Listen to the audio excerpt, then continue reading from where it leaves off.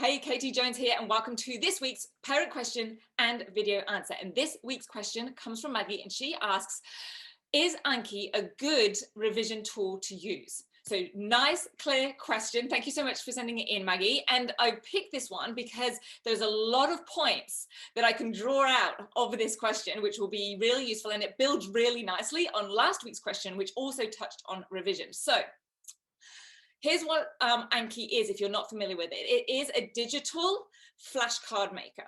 Now it comes in an app form and it is also on a website. So there's a few points that I want to make, but the overarching statement is good compared to what?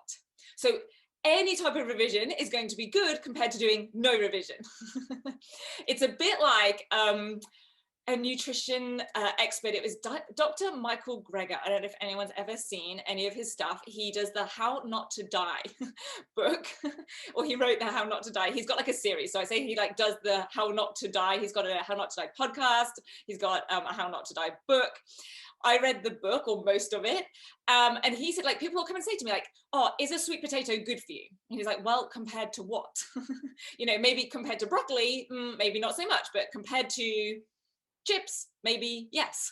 So it's all about like where it fits in comparison to other ways of revising, or possibly not revising at all. So let's start to pull that apart. There's a couple of points I want to make. So first thing is, it is a digital flashcard maker. Anyone who's been with me for a while, and any students that have been through my program, or parents who have students who've been through my program, will know that handwriting is always more effective than typing. Now, students will say that they can type quicker. Quicker does not necessarily make it better.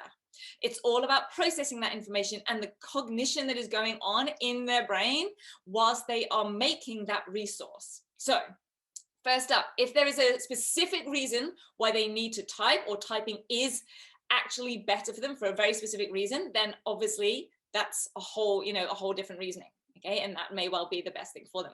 But if there is no specific reason, then they want to be handwriting throughout all of their revision.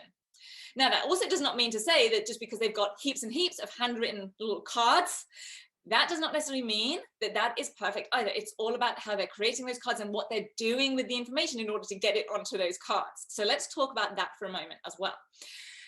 It is the actual process of making the revision resources that is also important. So Anki will come with lots of pre-made decks that, you know, either students have made or teachers have made, or someone somewhere in the universe has made these pre-loaded decks around certain topics.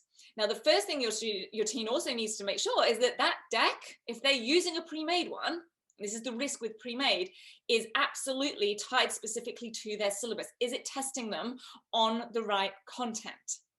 The other issue with using a pre-made deck is they're not going through that process of processing the information in order to make that revision resource. Most of the benefit with revision comes from making the resources in the first place and then using them.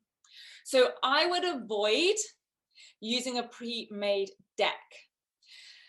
The final thing I want to say with this is, how are they using the cards once they have them created? So even whether we're talking about a digitally created deck or a handwritten created deck, are they just reading through them?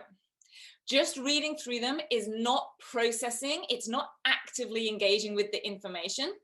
So it's about, how are they using them? How are they testing themselves on them? Is it just that they're reading it to themselves, guessing the answer in their head, and then pressing like, okay, for the next one? I think it's good to go on to the next one. How are they really sure? Do they have someone else with them, a parent or a friend or a study buddy, who is actually able to ensure that they really, really do know that? And they aren't slipping into that, what I call the familiarity delusion, where it's familiar and they think they know it, but do they really know it? Would they be able to actually write that down into an answer? So 3 key points. Handwritten is always better than typed when it comes to revision. In fact, when it comes to learning, when it comes to making any kind of notes or learning materials or revision materials.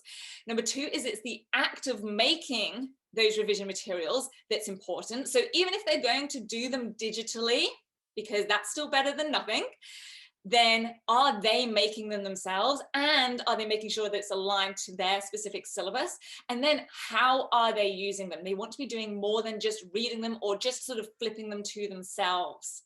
So that's my key points on that. And really what I want everyone to see is that this applies for any type of revision resource that they are making or using. It's all about not just what are they doing, but how are they doing it? There's nothing wrong with flashcards if they are created and used really effectively and productively. So that's it from me for this week. If you have a question that you would like me to answer on a future video, then please send it through to support@rocksolidstudy.com. We only have a few more weeks left of term 1 while I will be doing these specific types of videos. So please throw them over my way. I love to get your questions. And even if I don't answer it on a weekly video, chances are I might be putting that into a future webinar to share even more detail on as well. So until next week, have a fantastic week. I'm Katie Jones with Rock Solid Study, and I will see you again really soon. Bye for now.